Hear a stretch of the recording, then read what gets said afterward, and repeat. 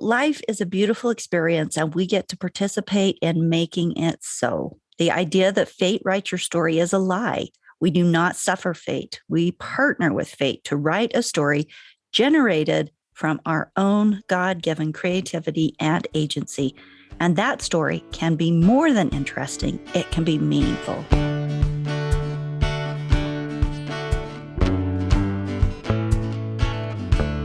Today's episode is part 2 of the discussion about Donald Miller's book, Hero on a Mission.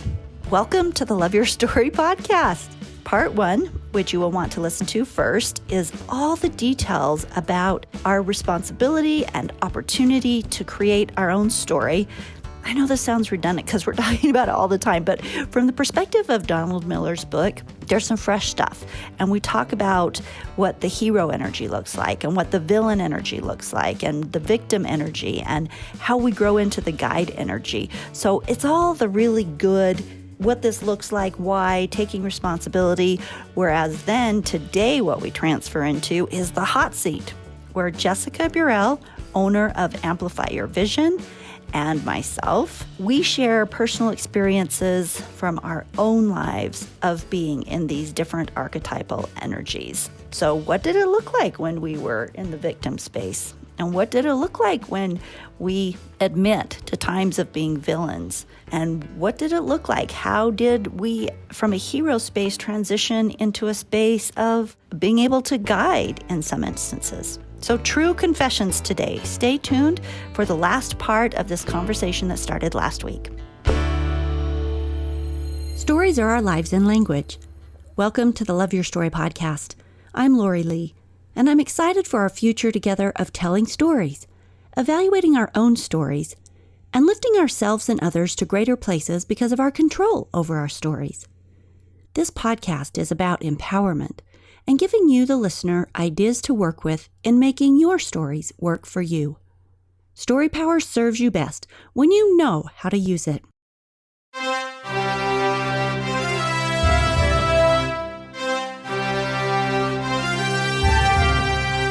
Jess, I'm going to put us in the hot seat. Let's have a little fun and talk about, we've already done this a little bit, but let's talk a little bit about what these roles look like in our own lives. So Jessica and I will be the guinea pigs.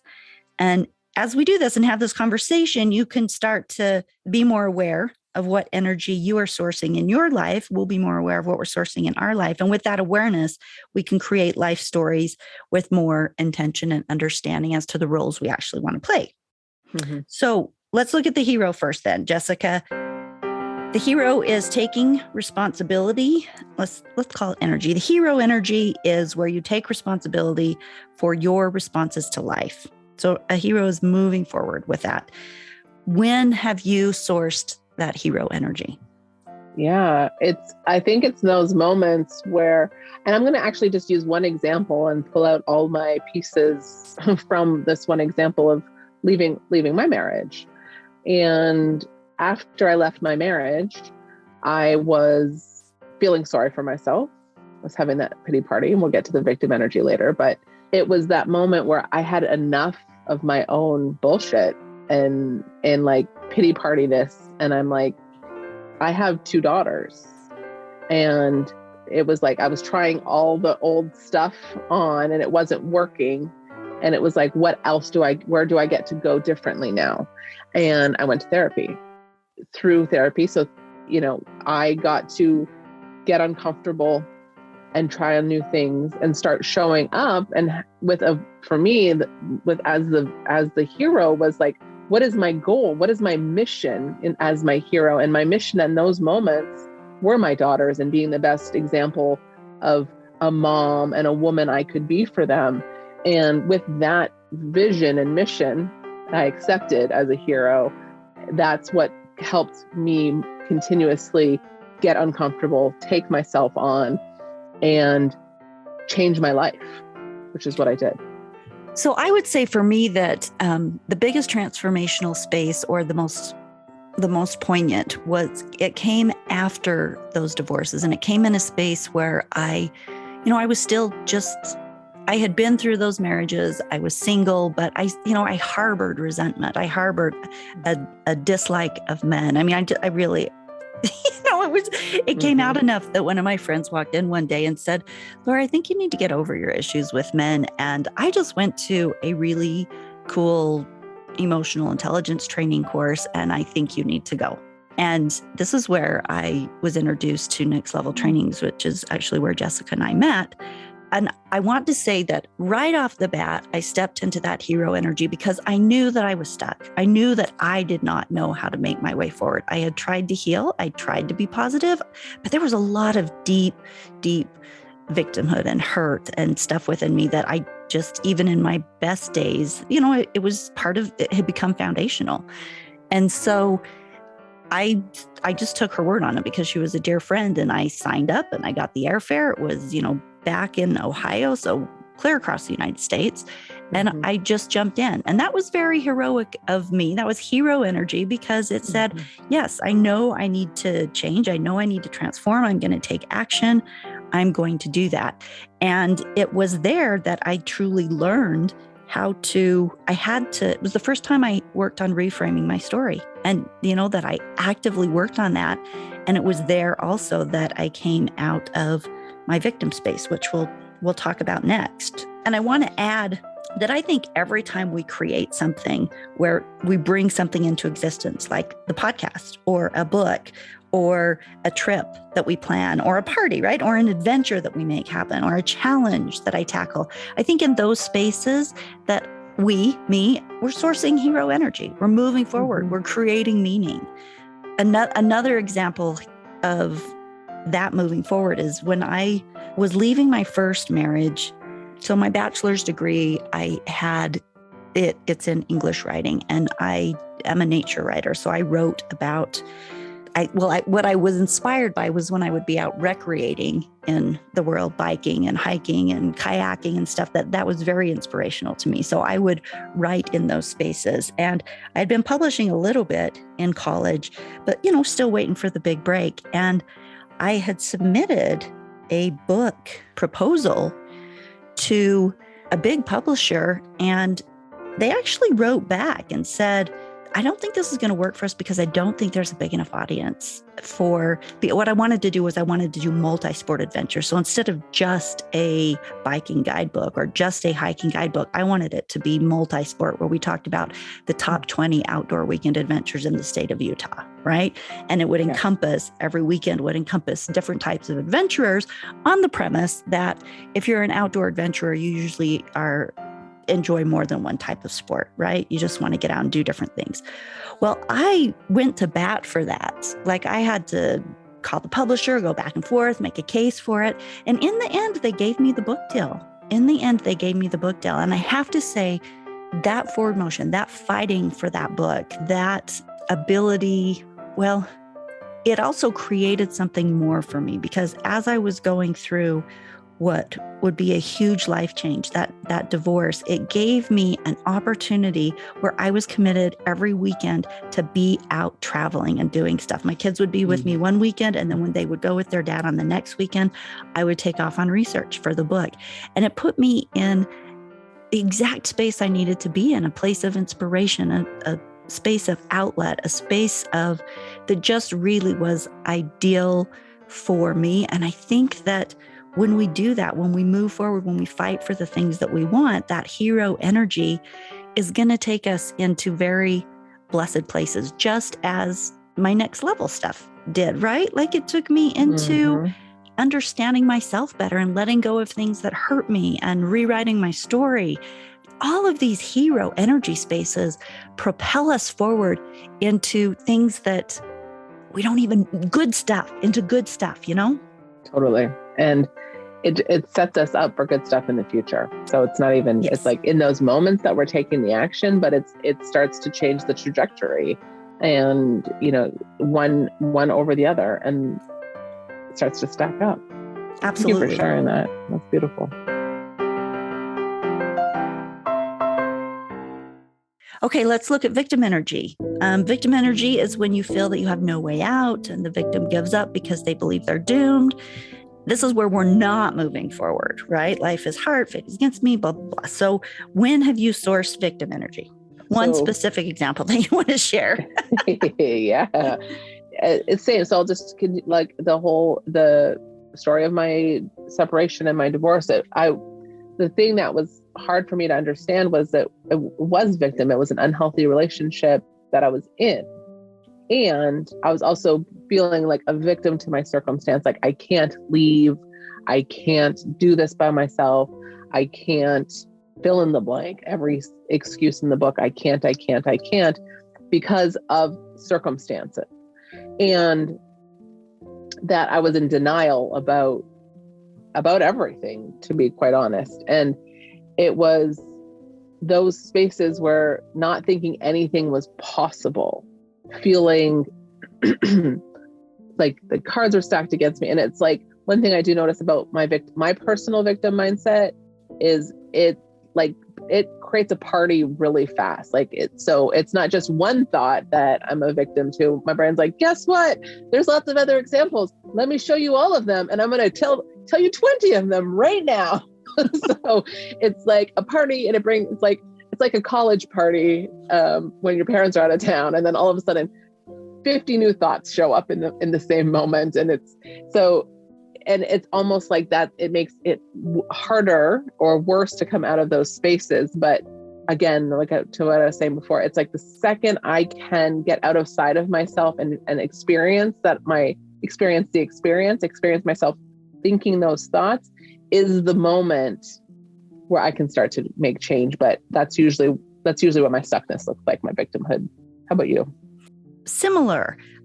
Let's go back to the discovery workshop with Next Level. So I remember sitting in that workshop back in Ohio, and I could not figure out, we were supposed to be working with our buddies, you have partners, and we're supposed to be working with them on some projects. And I was supposed to be basically, in the terminology now, rewriting that story, figuring out how to reframe my story so that I wasn't in victimhood. But I was not going to take responsibility for the awful things that other people had done to me. I was a victim of other people's weaknesses, of other people's addictions, of other people's cruelties. And I wasn't going to take responsibility for that. That wasn't me. And so I could not figure out how to reframe what was, right? In me, it was just like, this is fact. I was a victim of these things. How is it? What am I supposed to do with that? And I don't know if we want to talk about the solution of how I got past that, but that was definitely where I was sourcing victim energy. Because if we find that we're sourcing victim energy, then there's also that space for shame, right? We move into that. And when we move into shaming ourselves because of that, then we are becoming the villain character who attacks the victim inside of us. So we could be a villain to ourselves. Maybe I'm getting a little ahead of myself, but it was there that I worked with my buddy, and I learned how to reframe that story. And what that looked like was talking about the things that I had learned and what they had given me, and the people who had hurt me were no longer in my life, that they had made choices to get themselves excused from my life, but that through the processes I had learned things. And basically what he helped me do is now what I help other people do, which is you find the meaning and you find the purpose behind, you find the learning that came to you because of the things you experienced, instead of focusing on the things that felt hurtful. That victim energy is that space where you're kind of wallowing, and we don't want to stay there. And I think that it's important to note that if a story is going to work, and by that I mean, a good life, if a good story is going to work, if the hero is going to show up, you cannot source victim energy for very long. Be aware of it, ready to move on. Let's talk about the villain. We want to make sure that the hero doesn't source the villain energy, because then he's no longer the villain, right? So how is the hero, the person going through the transformation, responding to their challenge? When they are insulted, how do they react? When they feel all is lost, do they lash out like a villain? So when, Jessica, have you sourced some villain energy? The one thing I want to say that I really loved what Donald did in the book was both the origin story of the villain and the hero is in the victim. They both have the backstory. When we think about like a Marvel movie or a movie just in general, he says They both started as a victim in some way or another. And it was the choice, like what I was saying earlier, of how they moved out of that victimhood, whether they emerged as the hero or they emerged as the villain. And so like the hero, the responsibility, the agency, all of the things we've been talking about. But the villain is really the F you, I'm going to destroy everyone who's ever hurt me energy. And instead of like, to your story too, going like, how do I be responsible, even though I don't want to forgive, or I don't want to do those things. Or for me, forgiveness was really huge as well, but so was my bigger vision. So it could have easily gone the other way. And that was just our choices in those moments. That is such a good point. I mean, truly, your choice in that moment will lead you down the right path or the left path, and the right path might lead you to the hero space, and the left path might lead you to the villain space. So victim really that's a space to take serious. Okay. So back to your example. My villain. Show me when you're a villain. Yeah. And it's really in the space of the judgment. With my ex-husband, I wanted to hurt him. I wanted him to pay for what he did to me. I wanted him to pay for what he did to our family, and I would construct elaborate comebacks and elaborate things that I would do to make him pay.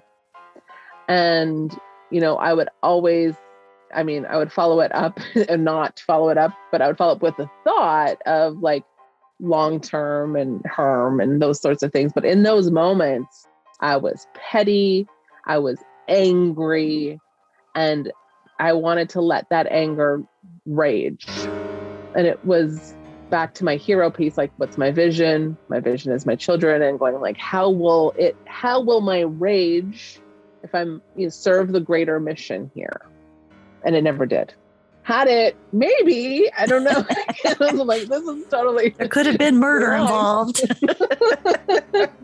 Taking anything off the table here. But yeah, so it was really in the form of judgment. It was in the form of anger. It was in the form of revenge. And you need to hurt like I've hurt. And that was typically my story. The first one that came to my mind when I was thinking about it was the second book that I researched for was called, or that I had a book contract on, was called Best Snowshoe Trails of the Wasatch. And I was contracted with Wilderness Press out of Berkeley to do that. And I had done a good year of research, and we were submitting it to the editor, and she was going over things. And, in hindsight now, I can look at it more reasonably. And I was unwilling to change some things that the editor wanted to change. And in truth, I was being a bit of a diva. And in truth, she was right and I was wrong. But at the time, I just was sticking to my guns, bit stubborn. And she ended up refusing to work with me. And so they were like, you know what? We're going to just cancel the contract. And I'm like, after all this work I've done, wow, like I have a year's worth of work. I have maps that are GPSed. I've got tubs worth of stuff. This is the manuscript is written, and they let me buy it back. So I kept part of my advance for the time that I'd spent, but then they let me take the manuscript back, which of course they canceled the contract. But what I did with it was very calculated. So I went and I created a whole website and published everything online for free. So they could not hire another author to do the same thing and cut me out. I don't even know if that's very villainous, but it was very calculated to sort of get back at them for canceling my contract. Is that villainous? Yeah. It was revengeful. Yeah, revengeful? It was vengeful. Yeah. It was saying, if you're not going to publish my book after this agreement, then I'm going to make it free for everybody. So nobody else is going to write this book. Yeah. A little bit of an FU. Yeah, a little bit. Yeah. A little bit. Yeah, for sure. And as earlier on when I said I couldn't think of very many since I made that statement, I have had many villainous examples come to mind. So I'm not as nice as I was pretending.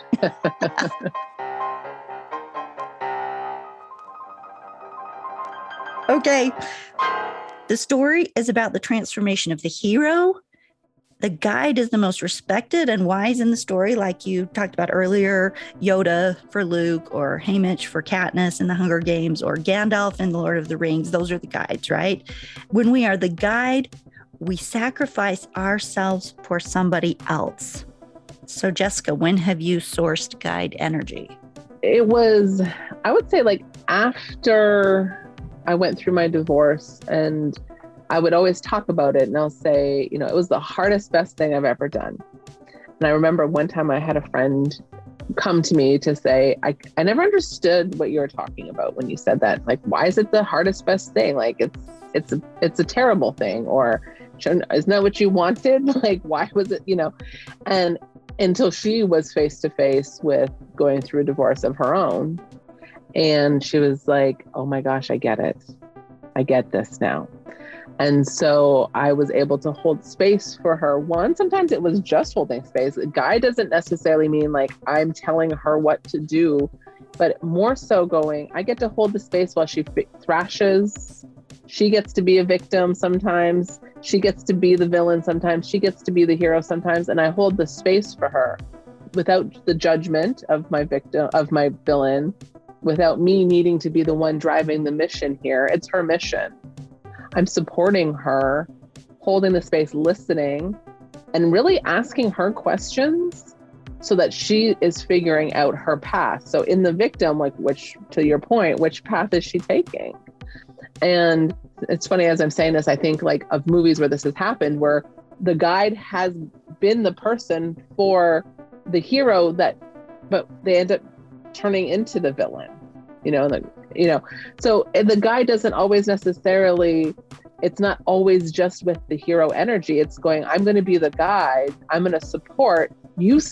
I'm not responsible for the decisions you make. I'm responsible for the decisions I make and how I guide you, the questions I ask, and you're the one in the action.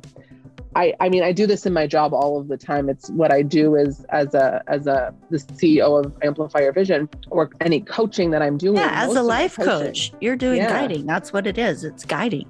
And I was going to say, my guiding is the same thing, just what we had talked about. I really feel like my work with Love Your Story and teaching people to be aware of how to reframe their stories, and that space is definitely my guide space. And I think this is worth noting that the first part of your life, I think you spend out in the mess.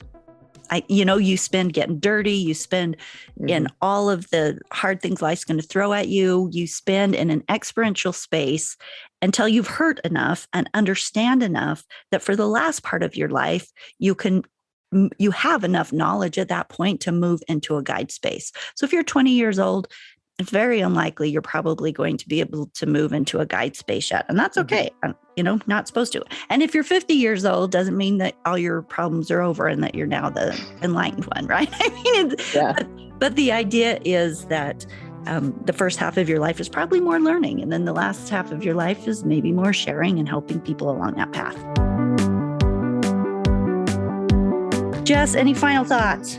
Oh, this was a fun book to read. It was a fun, Lori suggested it as our topic. And when I was getting into it, I love the hero's journey. I love story, like Lori. And I just want to say, noticing when we're in each of those roles. I spend more time as a villain to myself than anything else these days. And so even just noticing those little subtleties and over the course of my day and going, oh gosh, I was a little victim-y about getting up this morning and going for a walk because it was raining, which is a true story. And, like the shifts throughout. So it's not just about spending all the time in one energy. It's about recognizing as we move through those energies, spending most of our time, in the hero or guide energy, but noticing, like, because we're still human after all, that we end up in those other spaces too. And I think we create more meaning in our lives when we are in that hero space, rather than when we're stuck in a place that's not, or in the guide space, In conclusion, then, this was not a promotion for Donald Miller's book. It was just, this book really connected with me, and I wanted to talk about it and share the ideas with you. And this idea that, life forces us to live a story. It's not a choice. right? It's not a choice. We are going to live a story, and we can moan and we can rage and we can create a victim or a villain story, or we can create a path of transformation in our lives, a path to meaning. That's a big deal. So much of this is about our identity and who we believe we are. And I think that's an important thing to bring up too, because do we believe that we are helpless? Do we believe that other people are small? If we believe we're helpless, that's a victim energy. If we believe other people are small, that's a villain energy. Do we believe that we are in control and that we can transform? Do we have that growth mindset? That's a hero energy. Are we willing to be giving, willing to guide with wisdom and selflessness when needed? And that's obviously the guide energy. In stories, pain is the only way that heroes transform and become the better versions of themselves that take them into that guide space. And pain is just that force that transforms us. And we try to avoid that at all costs. But if we can realize that there's a redemptive perspective to pain, that we can make it through the things that hurt us and that we can shape it into an inner strength, we can pick up the pain and turn it into something useful. Victims can heal into heroes, and heroes can strengthen into guides. And humans are designed to change. So healthy people are learning from their mistakes. And that, my friends, is a lot of hope. Keep learning from your mistakes. Keep transforming on that journey. Keep the hope when you're in villain space. Be willing to, become aware and see when and how you want to transfer out of that and keep on that hero path.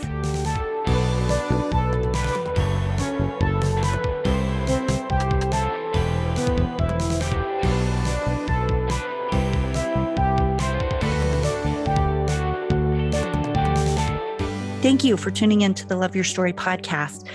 As doing a little good in the world, I would ask that you share this episode or any of the other ones that you like. It's super easy to do on your app. You just hit the share this episode and it'll let you text it to anybody. So it's super easy. And I think, whenever a friend will send me something like that, I always feel like they're thinking about me and that they care. And so I try to do that to other people too. Create some good in the world, share the podcast episodes, and create your best life story. We'll see you in 2 weeks for the next episode. Thanks for being here.